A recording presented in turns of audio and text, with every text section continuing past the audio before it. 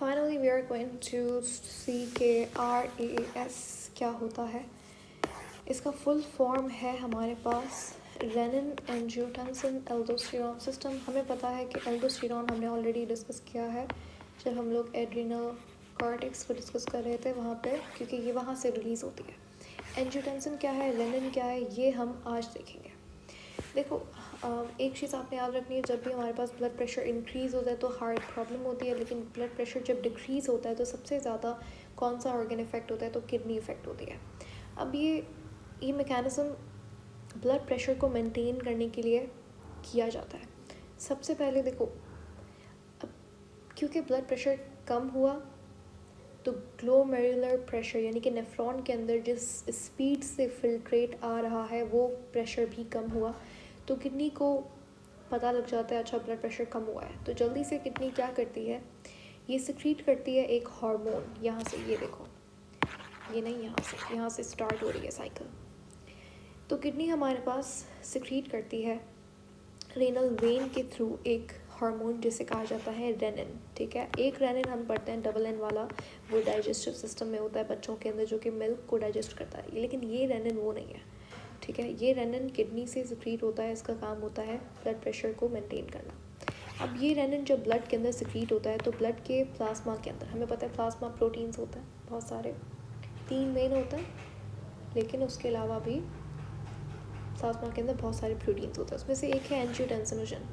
जब ये rennin angiotensinogen पे एक्ट करता है तो ये कन्वर्ट करता है उसको एंजियोटेंसिन 1 के अंदर. ठीक है, और ये लिवर क्यों यहाँ पे बनाया हुआ है, क्योंकि we know that plasma protein कौन बनाता है, लिवर बनाता है, इसीलिए लिवर से यहाँ पे हमने दिखाया हुआ है. उसके बाद एंजियोटेंसिन 1, जब यही ब्लड, क्योंकि ब्लड सर्कुलेट होता है बॉडी के अंदर, तो ये यही जब एंजियोटेंसिन 1 वाला ब्लड जाता है आपके लंग्स के अंदर, तो लंग्स के अंदर एक एंजाइम होता है ACE, ये एंजियोटेंसिन कन्वर्टिंग एंजाइम. ये एंजाइम एंजियोटेंसिन 1 को कन्वर्ट करता है एंजियोटेंसिन 2 के अंदर. ठीक है, और एंजियोटेंसिन 2 खुद में एक बहुत पावरफुल वेज़ोकॉन्स्ट्रिक्टर है. ये वेजल्स को कॉन्स्ट्रिक्ट करता है, जिसकी वजह से ब्लड प्रेशर इंक्रीज़ होता है. ठीक है, तो यहाँ पे हमारे पास कॉन्स्ट्रिक्टर की तरह ये काम करता है.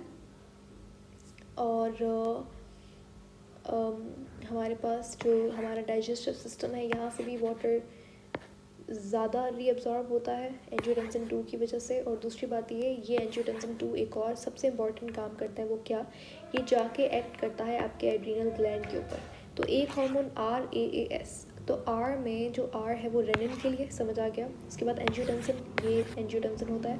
उसके बाद ये जो सेकेंड वाला A है, ये वाला ये एक किसके लिए होता है, बेसिकली क्या होता है, ये आपके पास जो एंजियोटेंसिन 2 है ये जाके एक्ट करता है एड्रिनल कॉर्टेक्स के ऊपर. यहाँ से सिक्रीट होता है एल्डोस्टेरॉन नाम का एक हार्मोन.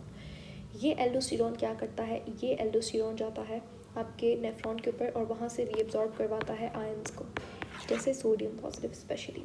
जब ये आयंस रीअब्जॉर्ब होते हैं एक्टिवली, तो वाटर भी इनके पीछे पीछे रीअब्जॉर्ब होता है. वाटर रीअब्जॉर्ब होता है और यूरिन की क्वांटिटी क्या होती है, डिक्रीज़ होती है. वाटर रीअब्जॉर्ब होकर ब्लड में जाता है तो ब्लड प्रेशर क्या होता है, इंक्रीज़ होता है. तो ये पूरा सिस्टम ब्लड प्रेशर को मेंटेन करने के लिए किया जाता है. इसको RAAS कहते हैं. 3 मेन एंजाइम्स, 3 मेन हार्मोन होते हैं इसके अंदर. रेनिन, ये भी हार्मोन है, एंजियोटेंसिन, और ये भी हार्मोन है, और एल्डोस्टेरॉन. ठीक है, ये 3 मेन आपके पास एंजाइम्स हैं. नाम से आप इन्हें याद कर सकते हो आसानी से.